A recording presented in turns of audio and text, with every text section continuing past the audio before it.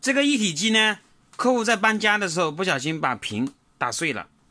像这种机器屏坏掉了，可以单独更换屏幕吗？这期视频我们就来修一个联想的一体机，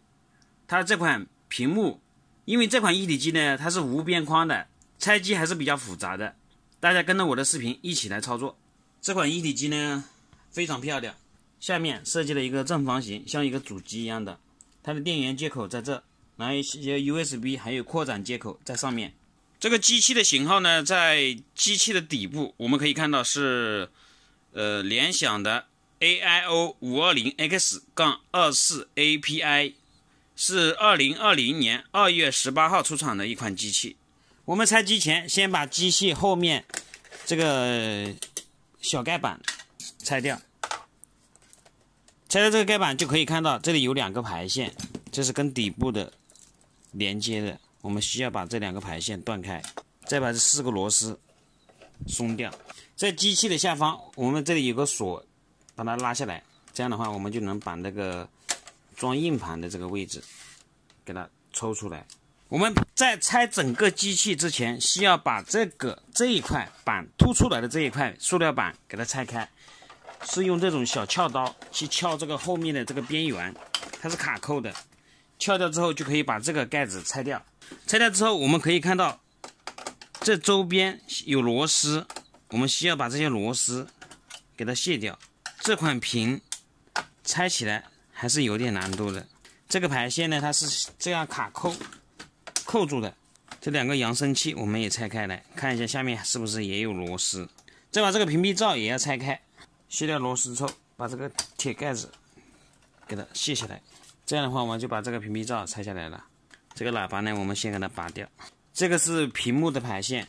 把这个屏幕的排线给它卸下来，这里四周有螺丝，卸掉之后我们就可以把这个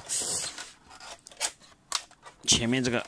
后面这个面板拆掉。这里有一个排线是这个摄像头的，拆之前也要把它拔掉。这个时候我们又可以看到这四周有一圈的螺丝需要拆，我们拆掉这四周的螺丝之后，发现这个屏幕还是卸不下来，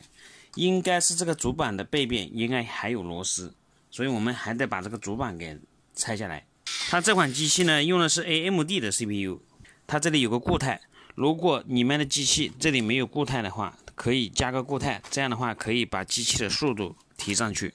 有固态的话就不用去加装了。这款 CPU 是可以拆卸的。好，我们把主板端下来了，拆下主板之后我们可以看到这里果然有2个螺丝，这是固定屏幕的，现在就应该可以把上面还有2个螺丝，现在应该就可以把这个屏端出来了。端之前我们在右下角这个位置可以看到这是有屏幕的背光排线，需要把它拔掉，这个时候我们就可以把屏给这里分离开来。现在这个屏呢我们就已经拆下来了，这个排线拔掉，排线还是要用回这个排线，这个是屏线也要拆下来。这个屏线它两边有2个卡扣，摁住这2个卡扣就可以把屏线拔出来，这样的话这块屏就可以不需要了，已经坏掉了。这块屏呢是我们刚订过来的，我们把这个新的屏给它拆开，这里需要清理一下。我们先检查这个屏有没有损坏，上面还有一层膜啊，这个膜呢我们就先装好测试好了之后再来把它撕掉。把屏线给它安排上，再把背光线插上，再把这块塑料底板给它固定上去，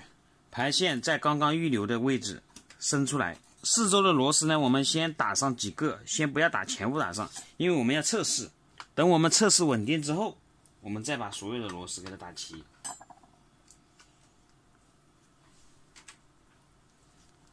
再把主板给它安装回去。